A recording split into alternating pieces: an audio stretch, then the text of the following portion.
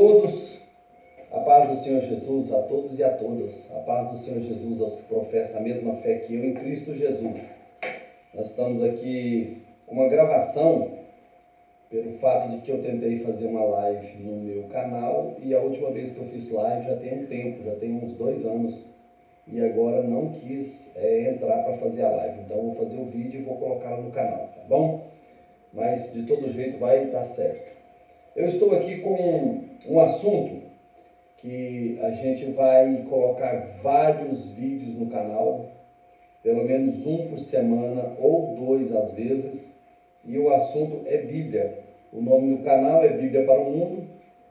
Você pode entrar lá, se inscrever e fazer parte dessa família que gosta de Bíblia, tá? Estou aqui em primeiro lugar para dizer que a Bíblia, ela é o manual de fé para o cristianismo como um todo, né? E ela é o livro mais vendido do mundo. Ela é o único livro da história que foi escrito por 40 autores ou mais, e a maioria deles não é contemporâneo, nem era conhecidos para trocar informações, e juntando tudo dá uma história só. A Bíblia é um livro também de reflexão para muitas outras nações que não é cristã. Muitas histórias que existe baseado nas passagens bíblicas, como por exemplo você vê o dilúvio praticamente em todas as línguas, praticamente em todas as nações, mas algumas delas de forma bem diferente, porque não é uma narrativa bíblica, é uma história, mas pela Bíblia você tem ela completa e totalizada, como realmente aconteceu. Essa aqui é a minha segunda Bíblia, é uma Bíblia de 1990, ela é uma Bíblia João Ferreira de Almeida. Esta daqui é a minha segunda Bíblia, já também sem capa, bastante usada. E ali no carro eu tenho uma Bíblia nova e eu deixo uma lá na igreja, que é uma Bíblia em torno de uns 15 anos que eu tenho ela. Então a gente sabe que a Bíblia é um manual de instrução. E por isso eu gostaria de trazer aqui alguns versículos para a nossa meditação, antes que nós entramos em outro assunto. Eu queria trazer aqui para nós Mateus capítulo 22, versículo 29. Se você deseja ler na sua casa, você tem aí seus meios de ter acesso às escrituras, né? Tem ela em papel, tem ela em aplicativo, né? Mateus 22, 29, que diz assim, ó: Jesus, porém, respondendo, disse: errais, não conhecendo as escrituras nem o poder de Deus.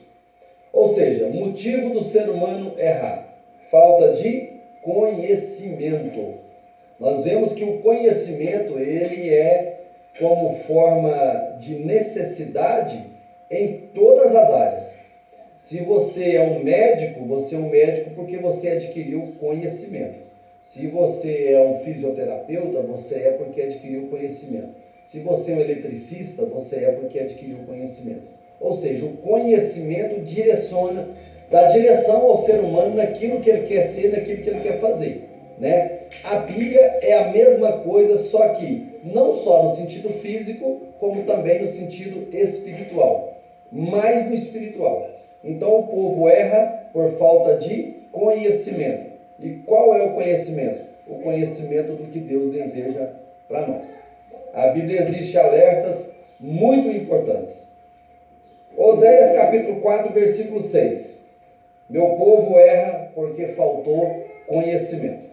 Efésios capítulo 4, versículo 18. Vamos ler o que está em Efésios 4, 18. Efésios capítulo 4, versículo de número 18. O conhecimento é que traz o diferencial. Por quê? Porque o ser humano vai se definir pelo conhecimento. E o conhecimento gera outros frutos lindos e maravilhosos.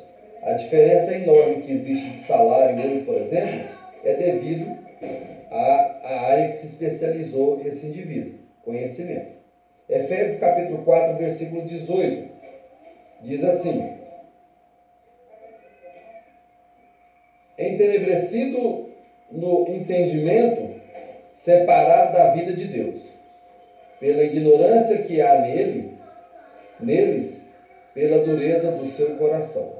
Ou seja, a pessoa está no mundo escuro e com isso sem conhecimento, ou seja, o conhecimento traz luz. O coração endurecido porque não quer aprender. Com isso, ele está na escuridão. Deus é um Deus de luz e quem está nele tem conhecimento dele. Deus é o único ser que quanto mais você conhece dele, mais você quer. E quanto mais você se aproxima dele, mais santidade você adquire. Santidade é a separação do pecado. Não somos perfeitos, só vamos ser perfeitos depois da transformação. Aquilo que é corruptível se transforma em corruptibilidade. Vamos ler o que está escrito. Trazer uma reflexão do que está escrito em João capítulo 4, versículo 23. Diz assim, ó, que Deus é a fonte de toda a sabedoria. João capítulo 4, versículo 23 diz que Deus é a fonte de toda a sabedoria. Tiago diz que se alguém tem falta de sabedoria, peça a Deus. Nós, como cristãos, nós somos criacionistas. E o mundo hoje quer forçar todo mundo a ser evolucionista. A evolução nada mais é do que tirar Deus do contexto, e do texto, e do pós-texto. É tirar Deus da história. Isso é evolução. É dizer que algo pode criar vida por si mesmo, sendo que não tem vida. Como, por exemplo, o Big Bang. A explosão do Big Bang gerar um planeta tão lindo, perfeito e maravilhoso como esse. Isso é tirar Deus dos seus benefícios, dos seus méritos, do lugar apropriado dele. Eu costumo dizer que o cego de Jericó, quando ele diz, filho de Davi, tem misericórdia de mim, ele enxergou mais do que todo mundo ali.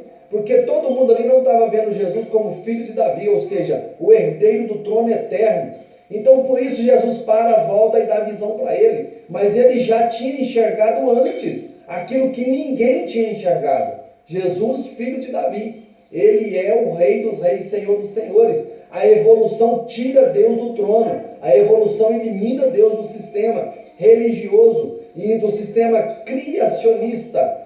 Deus, ele é o autor de tudo isso. É ele quem criou. Se existe uma casa é porque alguém projetou, alguém sonhou, mas existiu um construtor.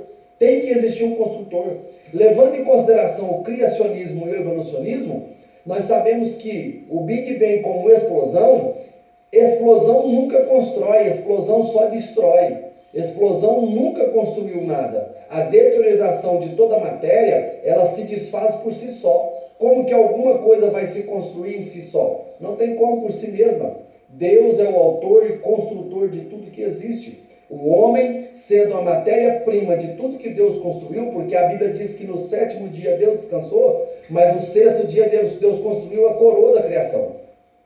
Deus construiu o homem no 6º dia, como a coroa da criação. E a própria coroa da criação se vira contra o seu Criador, dizendo que não existe Deus e que existe a evolução. Então nós somos totalmente a favor da criação, criacionista. Nós somos totalmente a favor da Bíblia como manual e regra de fé, e somente ela. Eu leio muito, tenho aí em torno de mais de 180 livros, mas eu leio como conhecimento e não como regra de fé. Regra de fé é somente as Escrituras Sagradas, somente elas e nada mais que ela, tá bom? Eu quero aqui deixar alguns pontos. A prática da Bíblia gera mudança de vida, a prática das Escrituras gera mudança para melhor a vida de qualquer ser humano. A Bíblia, como manual de fé, ela aproxima o homem de Deus. Eu quero também colocar com questão a administração que eu digo para os líderes, para toda a liderança que está assistindo, vai assistir esse vídeo, que a Bíblia, ela nos ensina como administrar a palavra, nos ensina como administrar tudo que é do reino de Deus. Ou seja, Eu às vezes sou criticado e perseguido porque eu bato muito numa tecla de que a liderança, os pastores, eles não têm igreja. Eles cuidam de uma igreja que é a noiva de Cristo. Nós cuidamos de um povo que é a noiva de Cristo, a igreja, e nós não temos nada nisso. Não há mérito nosso nisso. O mérito é somente daquele que se entregou na cruz do Calvário, ressuscitou no terceiro dia. Somente a Ele toda honra e toda glória. Somente a Ele renderão todos, tanto no céu como na terra ou embaixo. A Bíblia diz que isso acontecerá. Então, se nós tomarmos algum mérito do Senhor, nós estaremos fazendo a obra contrária, a obra do nosso inimigo. E como igreja de Cristo, nós somos uma só. A placa só determina documentação. A placa é tão importante que ela fica lá de fora, tomando sol, chuva, enferrujando e acabando lá de fora. Nós somos um povo, somente um povo. Nós somos 80% ou mais da população brasileira cristã. 80% ou mais da população brasileira cristã é o que nós temos aí, é a maior porcentagem, nós estamos entre os países que têm a maior porcentagem de cristão. Nós somos Brasil, a pátria amada, tá? Dizer para vocês que estão assistindo, vão assistir esse vídeo, que nós como igreja, nós entregamos a nossa vida para Cristo, para deixar de viver a nossa vida comum, para viver uma vida que Deus nos proporciona através do Evangelho. Ou seja, quando o indivíduo se entrega para Jesus, eu costumo dizer que confessar Jesus, alguns dizem aceitar Jesus, confessar Jesus nada mais é do que abrir mão da sua própria vida normal para entregá-la para Jesus e dizer, a partir de agora o Senhor faz o que bem quiser. Ou seja, se isso é verdade, nós confessamos Jesus como Salvador, então nós temos que viver conforme a Bíblia, conforme o Evangelho, conforme as Escrituras Sagradas. Abrir mão da vida anterior, que nós vivíamos a nossos próprios deleites, as nossas próprias ideias, e agora nós vamos nos entregar para Jesus e Ele quem cuida e quem governa, então vamos obedecer às Escrituras Sagradas. É basicamente isso aí, tá certo? E o que nós fazemos é colocar essa pessoa em ordem. Como?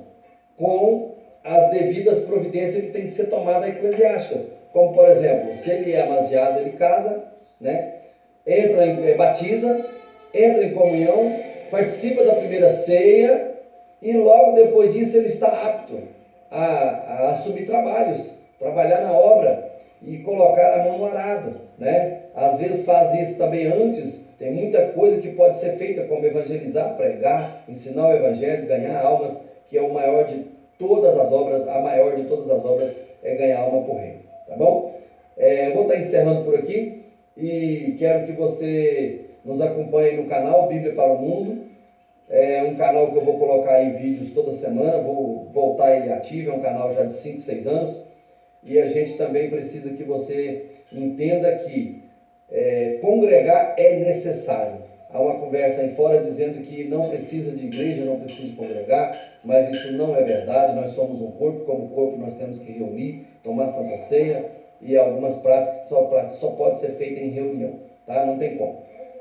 Procura uma igreja mais próxima para você congregar, um lugar onde realmente tem compromisso com a verdade, com a palavra, tá? A nossa congregação aqui em Santa Juliana, Minas Gerais, fica na rua São Vicente de Paula, número 942, cultos terça, sexta e domingo, no bairro Santa Felicidade toda quinta-feira, culto nas casas quarta, reunião das irmãs na segunda, culto nos lares no sábado. Nós não temos nem um dia ocioso, nem um dia parado, tá? Deus abençoe sua vida em nome de Jesus. Se você deseja um contato mais próximo, só nos procurar aí que tem os nossos contatos no canal, tá? A gente tem um grupo de WhatsApp onde lecionamos teologia grátis e teologia básica, tá? Se você deseja fazer parte dessa comunidade, entra aí no canal, tá aí o nosso e-mail, ou até mesmo através de mensagem, tá o nosso e-mail aí, tá bom? Deus abençoe a todos, tenha a todos uma boa tarde e permitindo Deus, ainda essa semana colocaremos mais um vídeo, tá bom?